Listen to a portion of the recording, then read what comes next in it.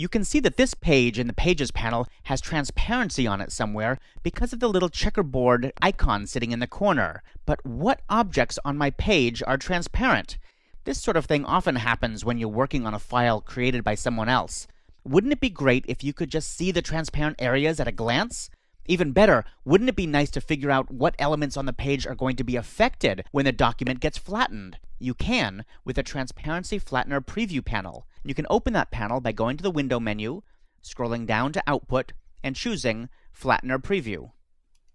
Now, I just have to complain about something for a moment here. Bear with me. This panel was named incorrectly.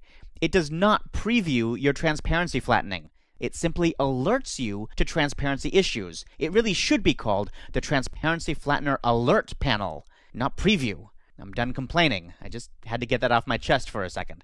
All right, let's talk about how this thing really works. The first thing you need to do is choose from the Highlight pop-up menu. This gives you all kinds of options.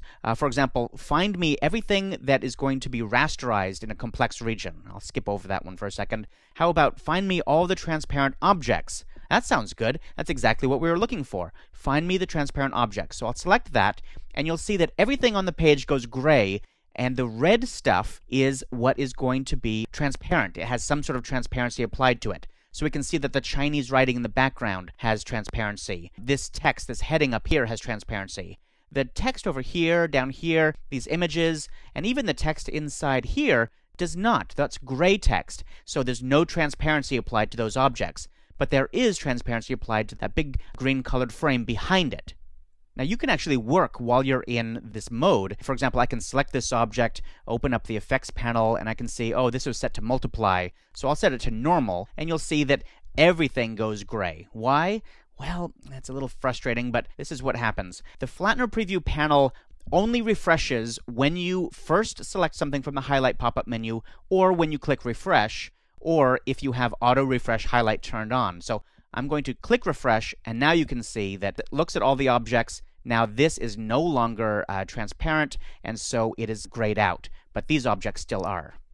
By the way, it looks like there's a hidden rectangle here sort of behind this one, and there isn't. I don't know if it's a bug or just some kind of weird feature, but that's actually the drop shadow behind this object. If we turn the Flattener Preview off, set it to none, we can see that there's a little bit of a drop shadow here, and for some reason it's being reflected as this big box back here. So you need to be a little bit careful and kind of interpret what you see on screen when you're using the Flattener Preview. There are a bunch of different items in here under the Highlight pop-up menu. For example, all the affected objects, what is going to be affected by transparency. And you can see that actually a lot of stuff on my page is going to be affected, but not the text and not the graphics. So that could be good for our output. Only the affected graphics. Oh, okay, this object is going to be affected. And now you can sort of look through and figure out why is that object being affected. And I think it's because of this Chinese text in the background. It may be sitting on top of it. We'd have to deconstruct the document and find out. So you have a lot of options here that you can look through and sort of figure out what is going to work and what's not going to work when you print your document.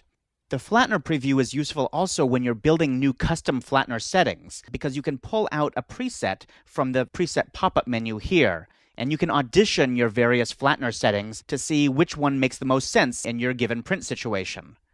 When I choose a different one, for example, if I change this to low resolution, everything gets grayed out again, so I have to click Refresh.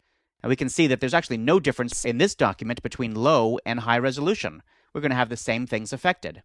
Once you've figured out which Flattener setting you want to be using, you can click the Apply Settings to Print button, and that will actually push it out into the print dialog box, and so set it up automatically for you. So that's kind of clever. If you don't know how to make your own Flattener presets, or if you don't know about spread overrides, no problem. That's what we're going to be covering in the next movie.